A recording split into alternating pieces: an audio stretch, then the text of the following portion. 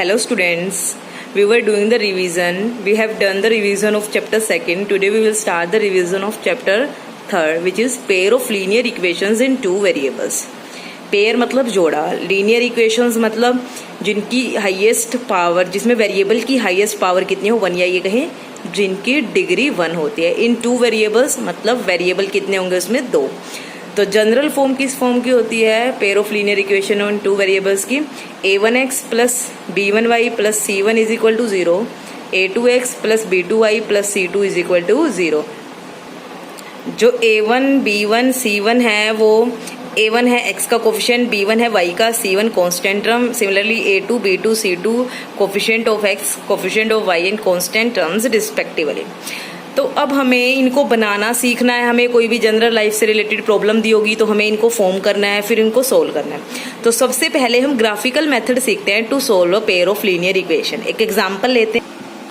जैसे first part है 10 students of class 10th took part in mathematics quiz.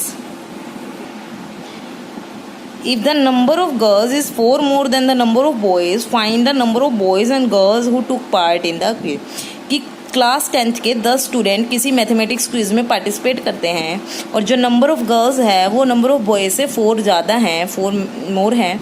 हमें number of boys and number of girls बताने हैं कितने हैं जो जिन्होंने क्विज में पार्टिसिपेट किया. देखिए हमने लेट कर लिया number of boys took part in quiz are x, कि क्विज में पार्टिसिपेट करने वाले नंबर ऑफ बॉयज़ कितने हैं x, and number of girls who took part in quiz y. इन्होंने कहा टोटल 10 स्टूडेंट्स ने क्विज में पार्टिसिपेट किया, it means x plus y is equal to 10. और फिर कहा कि जो नंबर ऑफ गर्ल्स हैं वो नंबर ऑफ बॉयज़ से 4 ज़्यादा है, it means y is equal to x plus 4.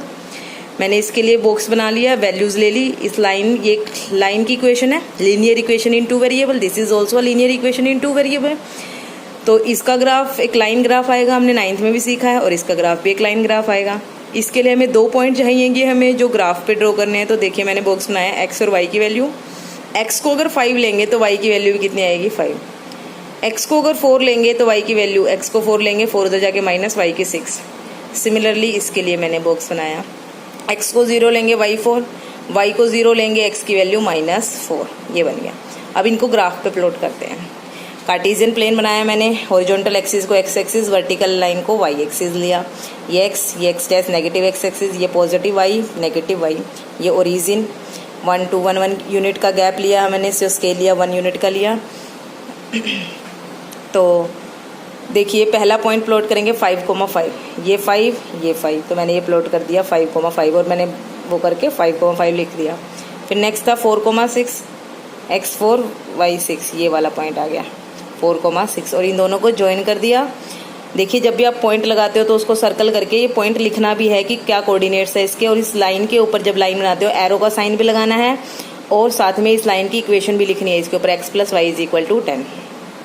Similarly इसके लिए x की वैल्यू 0, y की 4, x 0 y 4, ये आ गया पॉइंट 0,4, x -4 y 0, ये पॉइंट आ गया. इन दोनों को मिलाया मैंने, एक लाइन आ गई स्ट्रेट, और इस लाइन की इक्वेशन इसके ऊपर लिख दी मैंने, y is equal to x plus 4. देखिए ये कहाँ पे मीट की दोनों 3,7 पे, ये कोऑर्डिनेट दोनों पे आए, इंटरसेक्टिंग पॉइंट आया. इट मीन्स x की वैल्यू 3, y की वैल्यू 7, दोनों लाइंस को क्या कर रही है सेटिस्फाई. और linear pair of linear equation in two variables को सोल्व करने का मतलब भी तो यही होता है, हमें वेरिएबल्स की वो वैल्यू निकालनी है जो दोनों इक्वेशंस को क्या करे सेटिस्फाई.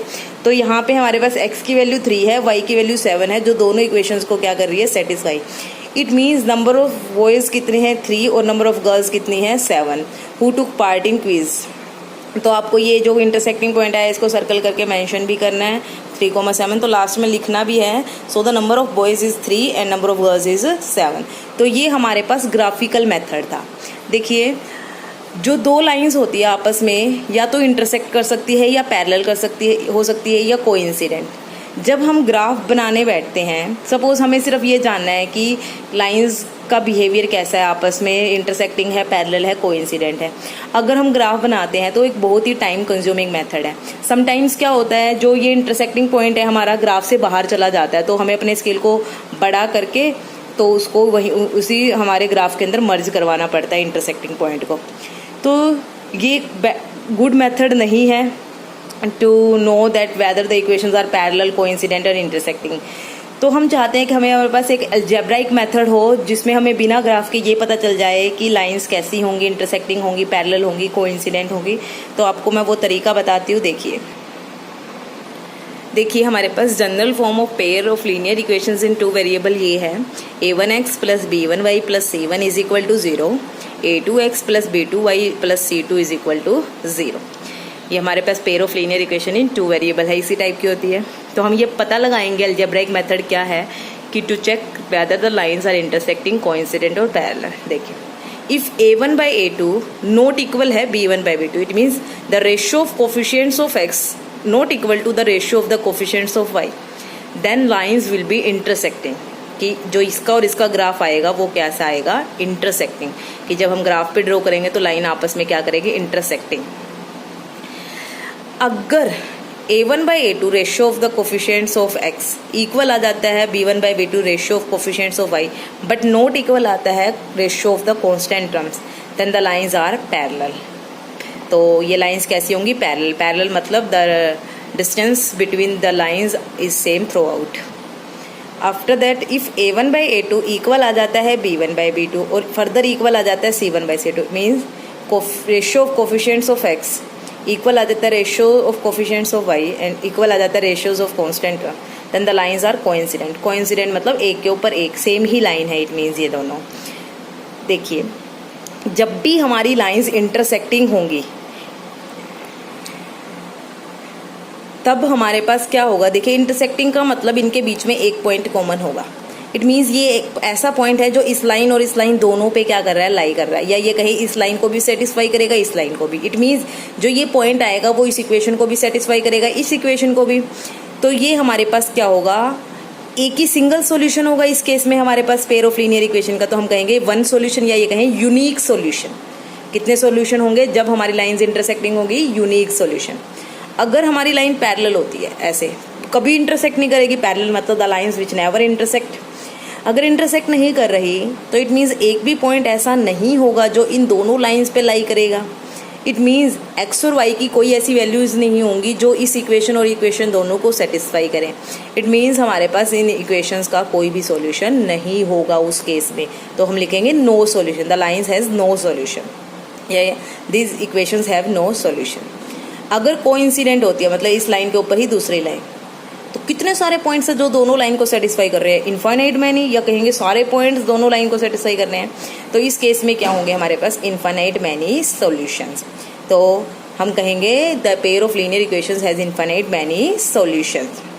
अब देखिए सॉल्यूशन हमारे किस किस केस में लाई कर रहे हैं, इंटरसेक्टिंग है या कोइंसिडेंट। तो जब भी हमारे पास लाइंस इंटरसेक्टिंग होंगी या कोइंसिडेंट होंगी, हम कहेंगे the lines are consistent. Consistent का मतलब ही क्या होता है, सॉल्यूशन एग्जिस्ट करना। क्या होता है, सॉल्यूशन एग्जिस्ट करना। और वो किस केस में एग्जिस्ट करते हैं, या तो इंटरसेक्टिंग या कोइंसिडेंट। पैरेलल कब होंगी, जब कोई भी सॉल्यूशन नहीं होगा। It means inconsistent, it means कोई भी सॉल्यूशन एग्जिस्ट नहीं करना। तो हम कहेंगे द लाइंस आर इनकंसिस्टेंट। देखिए एक एग्जाम्पल लेते हैं, 6x minus 3y plus 10 is equal to 0, 2x minus y plus 9 is equal to 0। ये given pair of linear equations है। हमें चेक करना है कि ये कंसिस्टेंट होगी या इनकंसिस्टेंट होंगी।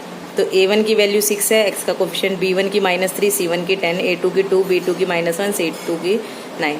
a1 बाई a2 निकाला 6 बाई 2, 2 3 जा 6, b1 by b2 -3 by -1, minus से माइनस कैंसिल, कितना आया 3, c1 by c2 10 by 9. It means the ratio of the coefficients of x is 3 and the ratios of coefficients of y is 3 and the ratios of the constant terms is 10 by 9. हमें दिख रहा है कि a1 by a2 equal है b1 by b2 but not equal to c1 by c2। अभी हमने जो results किए थे, 3 रिजल्ट किए थे, उसमें एक रिजल्ट किया था अगर a1 by a2 इक्वल आता है b1 by b2 but not equal आता है c1 by c2, तो हमारे पास क्या होगा, lines are parallel and inconsistent. Inconsistent क्यों, क्योंकि इस केस में कोई भी सॉल्यूशन एग्जिस्ट नहीं करेगा। That's why the lines are parallel and inconsistent. And given pair of linear equation have no solution, क्योंकि जब भी लाइन पैरेलल होगी उस केस में हमारे पास कोई भी सॉल्यूशन एग्जिस्ट नहीं करता। तो यहाँ तक आप प्रैक्टिस कर लीजिएगा। ग्राफिकल मेथड हो गया, अलजेब्राइक मेथड हो गया, जो 3 मेथड है वो हम सब्सटीट्यूशन, एलिमिनेशन और क्रॉस मल्टीप्लिकेशन मेथड उनको भी रिवाइज करेंगे। तो क्वेश्चंस करके देखा करो आप लोग, एग्जाम्पल्स करके देखा करो। Thank you.